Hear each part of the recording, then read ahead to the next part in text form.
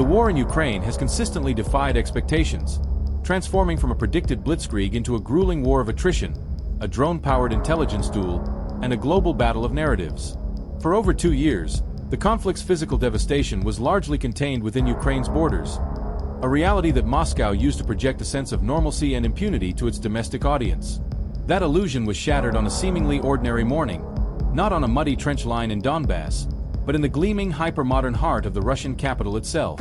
The target was the Moscow International Business Center, MIBC, better known as Moscow City. This forest of skyscrapers, a pet project of post-Soviet Russia's economic ambitions, represents the pinnacle of Russian wealth, power, and prestige. Its towers bear the names of banking giants, energy titans, and state-owned corporations.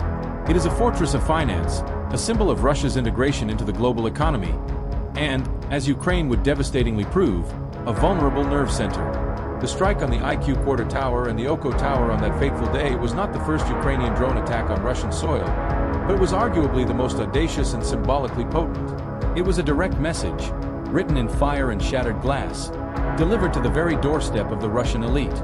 And what happened next? The frantic response, the media manipulation, the political fallout, and the strategic recalibration revealed more about the state of the Russian Federation than the attack itself. This is the story of that strike, the immediate chaos that followed, and the profound, cascading consequences that are still unfolding. Part 1. The target, the illusion of invincibility in glass and steel. To understand the impact of the strike, one must first understand what Moscow City represents. A symbol of New Russia, conceived in the 1990s and constructed over the following decades, Moscow City was intended to be Russia's answer to La Défense, Canary Wharf, or Lower Manhattan. It was a physical declaration that Russia was open for business, a global player ready to compete on the world stage. The towers housed the headquarters of major banks like Sberbank and VTB, giant energy firms like Gazprom and Novatek, prestigious law firms, and multinational corporations. The price tag for the development ran into the tens of billions of dollars, with individual towers like the Federation Tower costing well over $1 billion. The concentration of power. More than just an economic hub, Moscow City is a vertical representation of the Russian power structure. Here, the interests of the state, the oligarchs, and the security services, Siloviki, intertwine. A strike here is not just an attack on infrastructure. It is a psychological attack on the very class waging the war. It disrupts their business, threatens their assets, and most importantly, invades their perceived sanctuary. The architectural vulnerability. Despite their imposing stature, skyscrapers are inherently vulnerable. Their extensive glass facades, designed to offer breathtaking views of the capital, are susceptible to blast waves. Their sophisticated infrastructure, power, communications, elevators, is centralized and fragile. A precise strike could cause damage disproportionate to the size of the weapon used, generating spectacular imagery of destruction that would be broadcast around the world. For the Ukrainian planners, Moscow City was the perfect target. High value, high profile, and psychologically devastating. Part 2. The attack dawn over the Moskva River. The date. Note, the exact date can be inserted here based on the specific event you are referencing, e.g., a date in July or August 2023. The time was early morning, just as the city was beginning to stir. This timing was likely deliberate. It minimized potential civilian casualties, a key point for Ukraine's narrative, while ensuring the buildings were largely empty, but the impact would be witnessed by the entire city. The drones. While Russian authorities initially claimed to have thwarted the attack, evidence on the ground, and the substantial damage to 2 towers, told a different story. The drones used were almost certainly Ukrainian-made long-range UAVs, likely a variant of the UJ-22 Airborne or a similar model. These drones represent a triumph of Ukrainian ingenuity under pressure. Relatively low cost, capable of flying hundreds of kilometers, and modified with advanced navigation systems to evade jamming and reach precise GPS coordinates. This was not an indiscriminate barrage. It was a calculated, precision operation. The drones weaved their way through one of the most densely defended airspaces on the planet, avoiding Moscow's extensive network of air defense systems, including the Panzer S-1 and S-400 batteries stationed around the capital. The impact. At least 2 drones found their mark. The IQ Quarter Tower. Tower 1 sustained significant damage to its facade. Photos and videos showed a gaping hole torn through the glass and steel exoskeleton on an upper floor, with scorch marks radiating outward.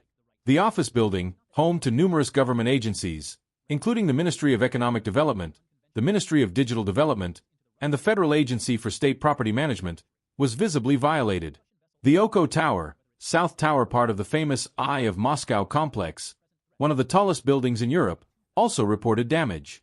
While less severe, the strike on this iconic skyscraper amplified the symbolic message. The synchronized thump of the explosions echoed through the canyons of Moscow City. For the first time since World War II, the heart of Moscow was under direct attack. The sound was not just one of detonation, it was the sound of Putin's core promise, of security and restored Russian greatness, shattering into a million pieces. Part 3. The immediate aftermath. Panic, propaganda, and paradox. Then this happened. The response was a chaotic blend of genuine panic, tightly controlled state media spin, and revealing political theater. 1. The social media onslaught. Within minutes, the event was no longer a secret.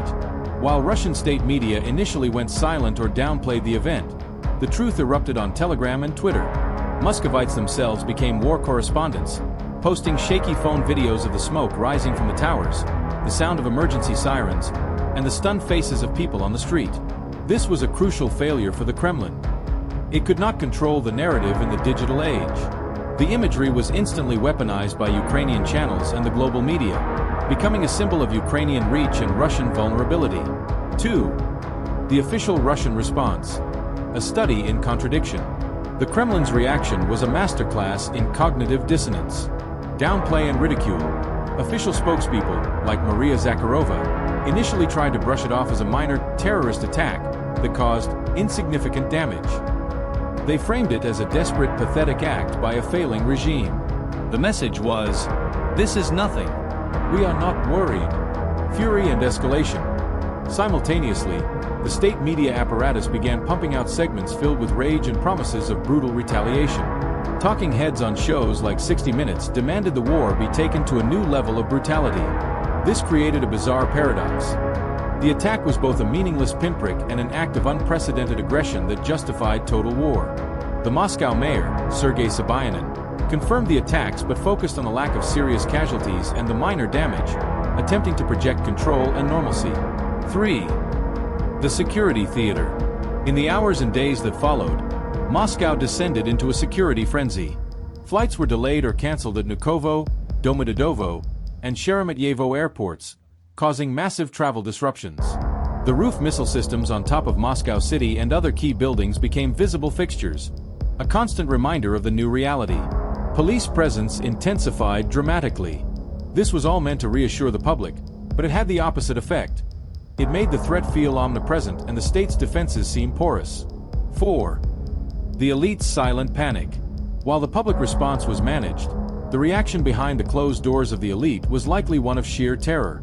The strike was a wake-up call. If Ukrainian drones could hit Moscow City, they could hit elite dachas in Rubliovka, they could hit government buildings, they could hit anywhere. The war was no longer a distant, special military operation. It was a threat to their personal safety and luxury. This undoubtedly created private pressure on the Kremlin to either end the war or secure these interests, a nearly impossible demand. Part 4. The strategic implications, beyond the spectacle. The smoke eventually cleared, the glass was boarded up, and the news cycle moved on. But the strategic landscape of the war had been permanently altered. 1. The demystification of Russian air defenses. The strike proved that Russia's much-vaunted Integrated Air Defense System, IADS, had critical gaps. It was designed to defend against NATO-style manned aircraft and cruise missile raids, not low-flying, slow-moving, small-profile drones flying unpredictable routes. Ukraine had successfully identified and exploited a critical vulnerability, not just in hardware, but in doctrinal thinking. This success provided a blueprint for future strikes and forced Russia to divert precious air defense resources from the front lines to protect the deep rear, thus weakening its battlefield capabilities.